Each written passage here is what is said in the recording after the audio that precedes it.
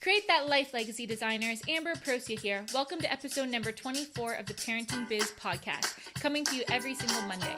Now let's chat with this week's featured guest, Jen Cochrane.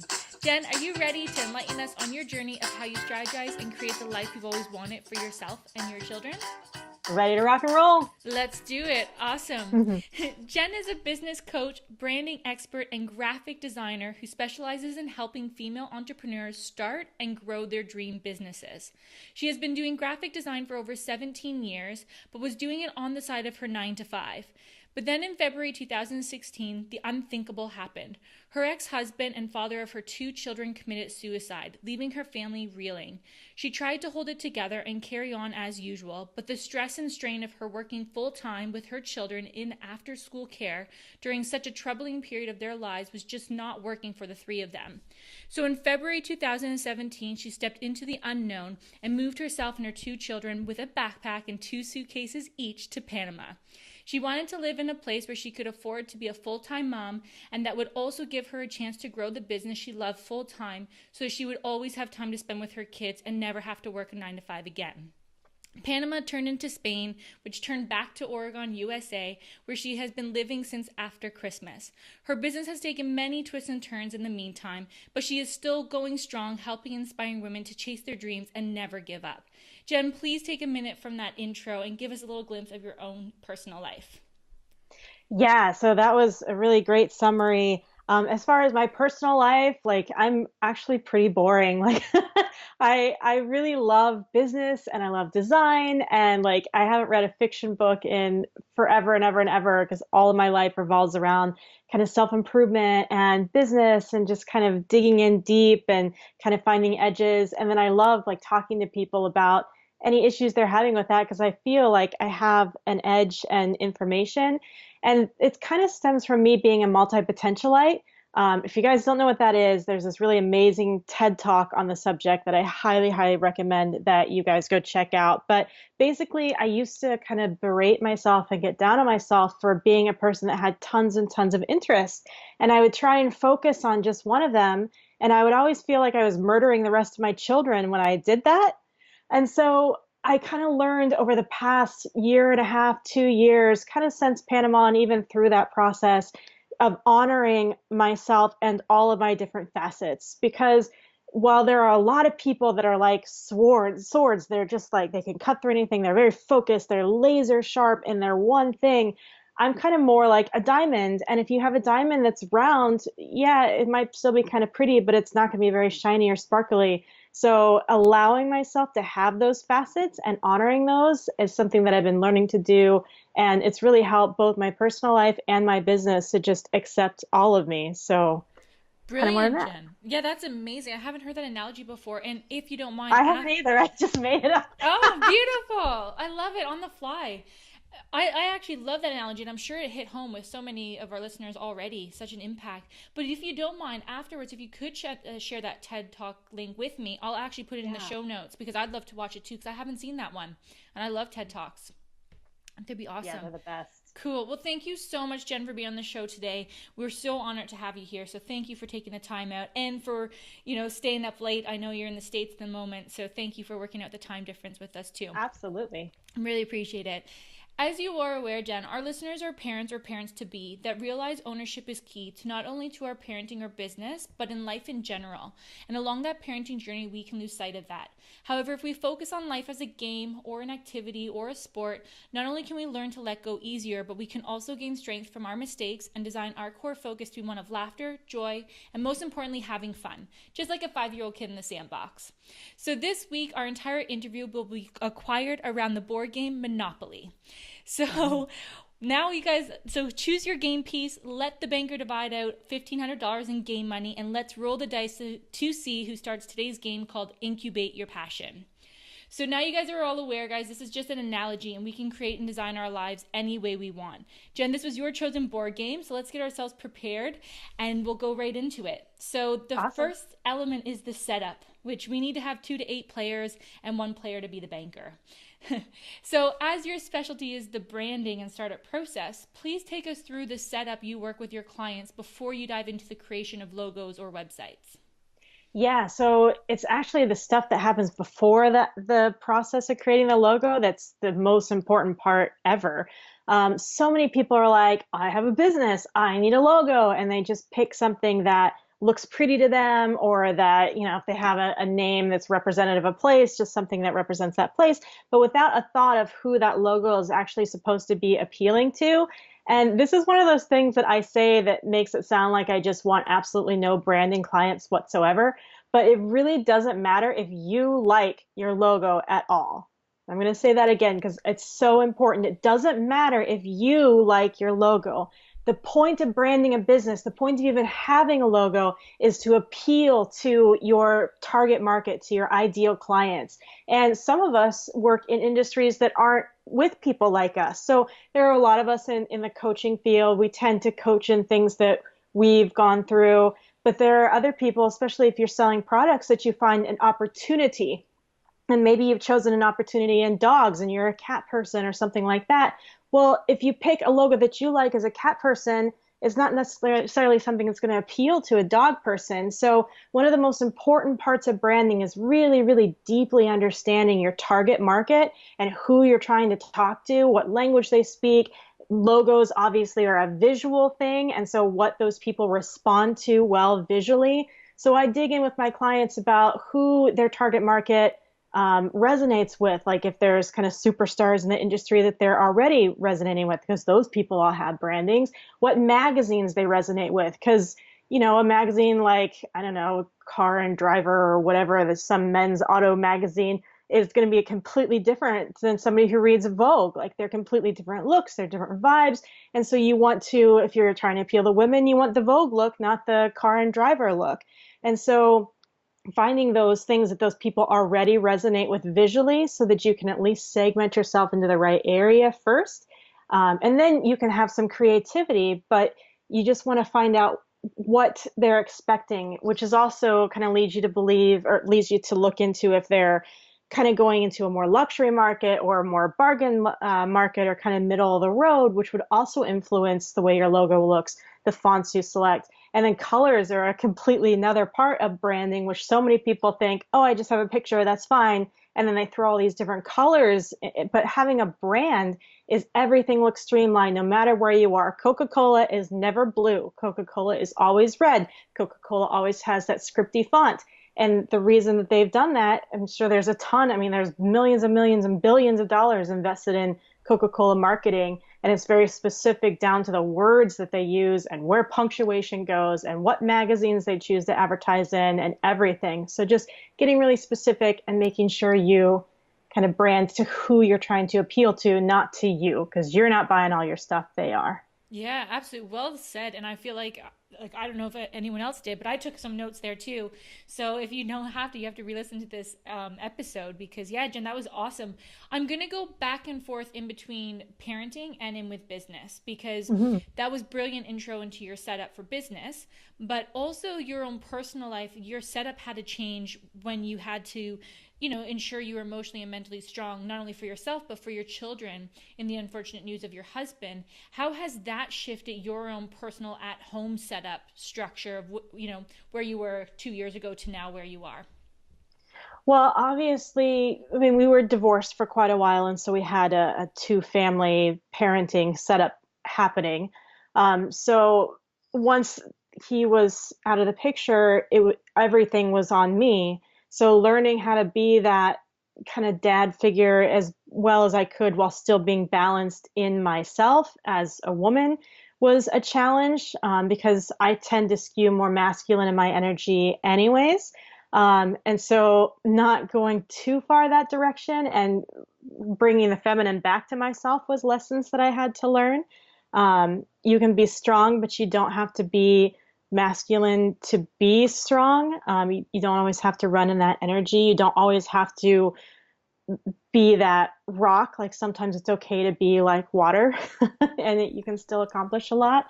Um, as far as other things that I had to kind of learn was kind of having the kids with me full time. Like I used to say that sometimes having that split parent household was actually a blessing in disguise sometimes because it gave me a break that when I was with my kids, when I had them, the half time that I had them, I was like fully and 100% present with them because I was fresh and ready to rock and roll. And so finding times now to give to myself and that self nurturing that you have to do so I can still be fresh and still be able to give 100% to my kids was something I had to learn to rebalance. And then also just finding some strength in myself that I didn't necessarily know that I had because I hadn't had to draw on it before. Um, just from different situations in my life before, like I tended to be a people pleaser. And so kind of going along with the flow and what other people's opinions were. And I really consider that. And this was a point where it's like, I know deep down in my soul that the way things are is not working. And so the move out of the country so that I could be a full-time parent to my kids and get them away from like all these reminders and all these people that were putting a lot of pressure on them without meaning to, but they were going through their own grieving process that I wanted my kids to be a bit more shielded from than those people were ready for my kids to be shielded from because my kids had their own grieving process that needed to be respected and I didn't feel that it was. And so I was able to like really stand strong in myself hardcore for one of the first times ever. Like, no, this is not how my family's going to work. Like, this is what I need to do. And then just kind of learning to make decisions based on what I wanted and was best for me rather than just trying to please everyone has enriched our experience as a family to this day. Oh, I can imagine. Absolutely. And that actually takes us great into the chance card element because commonly what happens with chance cards in Monopoly is it moves players and often with lethal consequences, especially if you're due to the advance to the boardwalk card. So, Hmm. moving to Panama and Spain, and then after Spain as well, that was all about taking a chance. Have you been there before, or what made you guys decide on moving to Panama in the first place? I hadn't been there before. Basically, the kids got some Social Security survivors benefits from their father. And so it was kind of like, okay, well, we've been living, because I made really good money back here in the States. I was a licensed optician. And so where can we live where we're not eating just like rice and beans every single day on the planet for this amount of money that we have that I'll have no matter what? And then I can start my business and earn supplemental money to enrich our lives, but where can we have a base level of survival on this planet? And it was either Southeast Asia or Central America were two of the places that I felt safest about. And so we biased towards Central America. I found this place online in Panama with this Canadian guy. He owned a sixplex, and most of the other people that lived there were Canadians, a couple Americans. And so they spoke English. He was pretty cool. The other residents were pretty cool too. And so it was just, we were able to ease in to that transition really easy. My parents obviously freaked out about it. The baby's moving halfway around the planet. And so like kind of spur of the moment, they're like, we want to see this place. And so my dad took me to the place that I was like, I had paid my deposit and everything ready to move in just to check it out. And he was like, my dad's like, I wanted to come here and be like, this is a horrible idea. You should never move here. But now that I've seen it, while I still don't want you to move, I feel okay about you being in this place. So I kind of got the tacit family blessing there, which while I didn't need that, like I was happy that they were happier at this point. Hmm. And so it wasn't so much, I guess I'm kind of a gypsy at heart. I'm kind of a risk taker at heart. So it wasn't as crazy an idea to me as it was to seemingly everybody else in my life. Hmm. Um, but I think going was one of the best things that we ever did. Like, even if we had just stopped at Panama, having my children be in a position where they see that A, you can take a chance, and B, you don't have to control everything, especially when you live in a country like Panama where I mean, we didn't have a car. We took public transportation everywhere. Nothing is on clockwork there. Like you have to go with the flow to survive, or you're going to give yourself an aneurysm. That's just the way it is. Hmm. And so teaching my children to roll with things, to be flexible in their planning, to be quick on their feet with, okay, this didn't work. What are we going to do instead? Um, and to also just value the little things in life to see that you don't have to have tons and tons of stuff to be happy. All of those are valuable lessons that are going to last them and me the rest of our lives. Oh, yeah, absolutely. And what made you transition to Spain? Yeah, so when I moved to Panama, the way the laws used to be, there was kind of a loophole that you could stay in Panama for up to 6 months on your visa, and then you had to leave the country for 3 days, and then you could pop right back in and stay another 6 months. So I thought, okay, well, we'll stay in Panama fairly indefinitely, pop over to Costa Rica for 3 days for a little vacation every 6 months, come back in, live in the same place, just continue. Well, 3 days after I arrived in Panama, after selling my car, selling all my furniture, getting rid of everything, moving to Panama, they basically kind of cut out that loophole. So now you had to be out for at least a month before you could come back in and start maybe 6 months, but then they were talking about three, and it just got a little bit chaos. So we were thinking we might go somewhere else, and I was trying to figure out where. Well, I found a place in Nicaragua that looked nice. I even put a deposit down on a house there. Um, but I was a little bit nervous about being in because my Spanish is marginal. I don't insult people's mothers, but I don't always get my point across the first time every time either. Mm-hmm. No problem. And and so like I thought, well, maybe it's not as great to be in a completely new country. There's nobody that I know. There's no resources at all they have here. And then I learned that in Spain, you can rent a place for about the same price that I was going to pay in Nicaragua in Spain. So it's, more safe, more developed. There's a lot of Europeans, especially British people over there. And so I found this house. It's a 600-year-old place in this little town called Oliva that's by the Mediterranean. And it was less than $500 US a month for rent. Like, okay, that's doable. I can totally make that happen. And so we decided to hang out there. We could only stay 3 months. And so towards the end of the 3 months, I was thinking we'd move somewhere else in Europe where we could stay on a new visa for a little longer. And then my parents bought a vacation home here in Oregon that had a guest house that's a detached guest house. And at first they offered it to me and I turned them down because I was still loving my gypsy ways. But then we decided, hey, the internet's just not what I need it to be. My business is getting hampered, even though I'm having time. The internet was just bad everywhere we had been. And so it's like, okay, maybe we need to cool our jets a little bit. The boys were kind of getting tired of the homeschooling thing. And so I thought, okay, we'll come here, public school, have really good internet, and kind of see what happens. And so that's kind of how we got back to the US. Awesome. I love it. And you touched on it slightly already, but just diving in a bit further, what have you found was the biggest lessons for yourself and your children from your whole backpacking experience together? Um, well, there's so many, but kind of like what I was saying earlier, just that flexibility and the satisfaction of simplicity and less. Like that whole experience has turned me hardcore into a minimalist. Like even now, like I hate having a ton of stuff in my house. I just like being able to know that if I needed to, I could easily live out of a backpack, like just the backpack without even the suitcases and be perfectly happy. And like my requirements are computer, internet, being able to be able to pursue some sort of passion, in my case, business. But if that changes down the road, just the ability to pursue a passion. And that's kind of it. And the kids kind of learn the same thing. Like it doesn't take a ton of stuff. Like even now, like they don't have a ton of toys, not because I deny them everything they want, but because their needs are simple and they're comfortable with that. Hmm. Uh, so that's kind of our biggest deal. Yeah, I love it. I think that's fantastic. Let's go into the next element of the game, which is give yourself time to play. Because if for those who have played Monopoly, on average it's a 2 hour game. However, the longest record standing is actually 10 weeks, which I was even shocked. I was like, that's insane. But it can be a long game. And a Mm. lot of business owners want things to happen overnight because we all have that microwave mentality. But what's some inner wisdom as a branding expert do you share with your client who may be impatient? Yeah.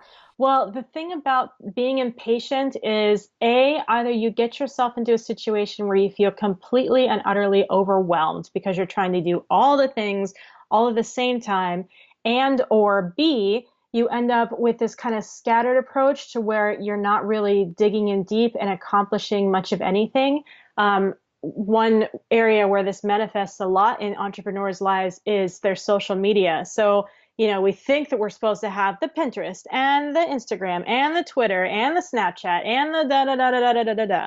And if you try and do all of those things well, I mean, if you can, like, wow, you should go into business doing that because that's amazing. But most of us are only really able to do one or maybe two of those things well. And so maybe you're not on Twitter. Like, that's okay. Those people can be okay without you if you can actually dig in deep and be really present for, say, your Instagram and your Facebook people. If you're only flitting in a little bit here or there, you're not going to grow anything. Just like if you only water a garden occasionally, like stuff's going to wilt up and die, and you can water the heck out of it as much as you want, but you're not going to get anything but a couple weeds every now and then. Um, so yeah, just kind of having that patience and knowing, like choosing, continuing the garden analogy, which plants you're actually going to plant, and don't try and keep expanding the garden. Like get those things strong, get them growing, get them productive. And then if you want, you can add in something else to the mix. Yeah, well said, definitely. What's the time frame that you actually work with clients to get themselves up and running with the whole shebang? Like going into your business incubator program, could you just run us through how you operate with your clients there? Yeah, so I offer a program called my Business Incubator, and it's a 90-day program. So I had run people before I kind of started the in-depth incubator program. I had a 6-week program that I would run people through, and really that's where we can deal with most of the core issues of getting stuff ironed out. And the 6-week part of the program deals with everything from figuring out what kind of entrepreneur you are, which I have a free course that people can take that helps them figure that out. But knowing what kind of entrepreneur you are helps you not to mistakenly start a business you're going to end up hating that just turns into another job. So we figure that out. We figure out not just where the money is, but we figure out who you actually want to work with. Because again, if you just follow the money, you might start working with people that just like drag you down or just annoy the bejesus out of you. And that's not the way you want to spend your time. That's not why you started a business in the first place. So figuring out who you want to work with, the kind of people that you resonate with, and then how you can kind of integrate your talents and what you're good at into some sort of product or service that can sell to them. And then we figure out the target market, and then we get into the whole branding process, which is kind of integrating who you are, who you want to work with, what they like into this brand. So we kind of lay your foundation, we build the walls, put the throw pillows on the couch. And then after that, we start teaching everything about creating packages or packaging, depending on if you're selling services or products. And then we talk about all the different kinds of marketing you can do and promotional strategies. And so that's kind of what the 6-week core program covers. And then the 90-day experience after that, we still continue on. So there's weekly calls every week during the 6 weeks, but then through the 90-day process, we also continue those weekly calls, and we delve into your personal issues that you have that arise that no one can predict. It's just solely based on your exact business. Yeah, brilliant. And if you don't mind about that free course that you have offered as well, if you send through the link, then I'll add into the show notes because I'm sure there's many people listening that would love to actually just be clear and really Yeah, make sure that this is where they're at and this is the type of entrepreneur they are. That would be brilliant. absolutely. Oh, thanks so much, Jem. Well, knowing part of the game of Monopoly is what is a monopoly. A lot of people even ask that question, part of the game. And that's by owning all the properties with the same color on the board. What are some key goals or objectives you help business owners to get to first? Mm. Well, I guess I'm kind of going to sound like a broken record on your podcast, but branding to me is one of the most underrated aspects of running a business because branding is what gives you an edge, and branding is what makes you special, and branding is what makes you stand out from the crowd. And so I think to have a monopoly, I mean, even if you look at the board, those monopoly properties, they're branded, right? They're like all red, they're all orange, they're all whatever, they're all railroads. And so knowing what your special, unique features are so that you're instantly recognizable, having those chance cards or whatever, people send other people to your place on the board when it's time to go there. Having people desire to stay there and hang out in hotels and houses, like the branding is where it's at. Yeah, brilliant. Well, this is going to go into our last element of the game, which is tips and tricks, because there actually are some tips and tricks in Monopoly. So to name a few, buy as many railroad as you can because they're spread across the board and it's great for tying up your opponent's money later in the game. Another tip is don't buy green properties because they have the highest cost and the lowest return. Instead, buy red and orange properties as players are more likely to land on them due to the adjacent jail. What are some tricks and tips that you help business owners to leverage off of? Like, for example, holidays coming up or Black Friday. What are some of your core tricks that you help them with? Yeah.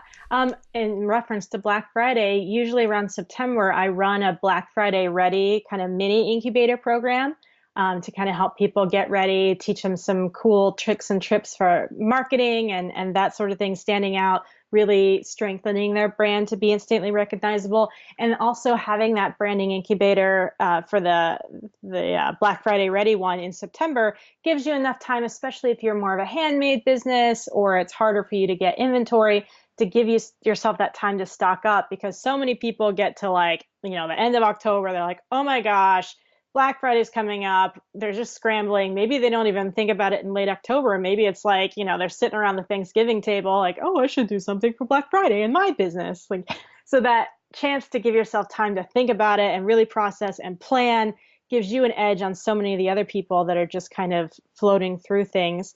There are kind of tips that I was just thinking of when you mentioned all these different tricks of Monopoly, the railroads. Well, railroads are meant for transportation and spreading messages and spreading things. So having your distribution lined up, so knowing where you can sell stuff and really thinking about that. So many times we get comfortable in just selling in one area or working with one group of people that we don't realize that there's very similar markets to where we're working in now, that once you've been successful, it's super easy to branch off and expand to other low-hanging fruit that you're not going to even see if you're not looking for it. So don't get too comfortable. Stay on your railroads. The no green, like don't chase the money, chase the passion. If you're just in it for the money, you're not going to win the game. Like the green's not going to do it for you. And then the red and orange, like in marketing, red and orange are some of the most attractive to the eye colors that they instantly grab your attention. And so making sure your branding is attractive, making sure your product is attractive, making sure that you know what your customers are looking for so that you can, flash that in front of them to catch their eye. So all of those things are kind of monopoly oriented fun branding tips. Yeah, I love it. I think you took it on really well. Thanks, Jen. Well, thank you so much for participating in today's game. But is there anything you'd like to add before we wrap up? Yeah, I think in just again playing with the Monopoly analogy, another interesting thing to think about is so many people think of Monopoly as this drag, right? Like their kid wants to play Monopoly, you're like, oh my God, I don't have 3 hours I just no, it's just too hard. And so many people kind of sell themselves short of an opportunity that could be really, really fun and enriching, and you can learn things, you can network with your friends, your family member, just invest that time, build relationships because they're afraid that it's too hard or it's too much. But if you just like stop being afraid and just dive in head first and play the game and approach your life and your business with that spirit of play, it's going to be so much more enjoyable and you're going to get so much out of it. And the people around you are going to get so much out of it too. And that kind of leads me to kind of maybe a final point that I want to make is one of the things that's helped me grow my business more than anything else. And it seems so silly, and people talk about this but in ways that I don't think they understand. But the authenticity movement is huge on the horizon. You're always supposed to be authentic. You're supposed to share. You're supposed to be open, vulnerable, whatever. But so many people have this fake authenticity, like most of Instagram. um, but I've noticed that in my business, when I write a post, not necessarily when I'm in the throes of a problem, but like, this is something I struggled with. And so this is what I did so that I had an issue, I'm human, and this was the solution I came up with, or this was the direction that I decided to go because of these real, deep, emotional issues. And this was the reason I decided to go that way. Those kind of posts and those kind of communications are what really attracts people to my brand. And, coaching clients they've referenced some of these posts that to me, they just seem like, hey, I just wanted you guys to know what I'm doing. And I always like to kind of explain myself a little, but that was the meaningful communication. So the more open you are, the more authentic, like authentically authentic you are, and not in a, pat me on the shoulder or give me a shoulder to cry on kind of thing, but just in an open, so people can understand your thought process and who you are as a person. The more your right audience is really going to be attracted to you and bond with you as a person. And those are the people that are going to want to pay you the big bucks to work with you. Yeah, that's amazing, Jen. Thank you so much. And it's so true. It's all about, just being real and being yourself and not putting up this persona. So it's, For sure. yeah, I love it. Thank you so much. Well, I'm sure our audience is wondering, how the heck can they get in touch with you? Can they connect, and how can they work with you? Please share with us. And I'll put all the details in our show notes as well.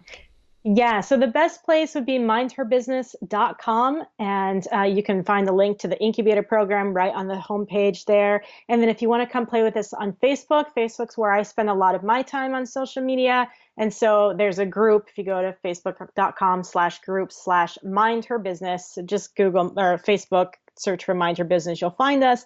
And that's where we run a lot of challenges. I do my own podcast, and I do all the podcast episodes live there. There's usually at least one a week where we're recording, and then I'll teach classes and have kind of focuses for the week that you can kind of follow along with and do mini challenges and lessons with us. Amazing, Jen. Thank you so much. That's awesome. Well, thank you so much for being on our show. We really, really appreciate you taking the time out once again. I just really value your time. So thank you so much, Jen. Yeah, thanks for having me, Amber. You're most welcome. And thanks so much, listeners, for listening to today's episode. We love and appreciate you all. If you've enjoyed it, please like, subscribe, or follow us on your chosen platform. And of course, share it with anyone you could see benefiting from it. Jen shared so many golden nuggets with us, so we have to get it out there and share it with others. And those who are brand new listening to our show, you can find us on iTunes, YouTube, Stitcher, Podbean, or Spotify. And we'll be releasing our next episode every Monday. So have a great week, and we look forward for you tuning in then. Take care, guys. Bye. Bye.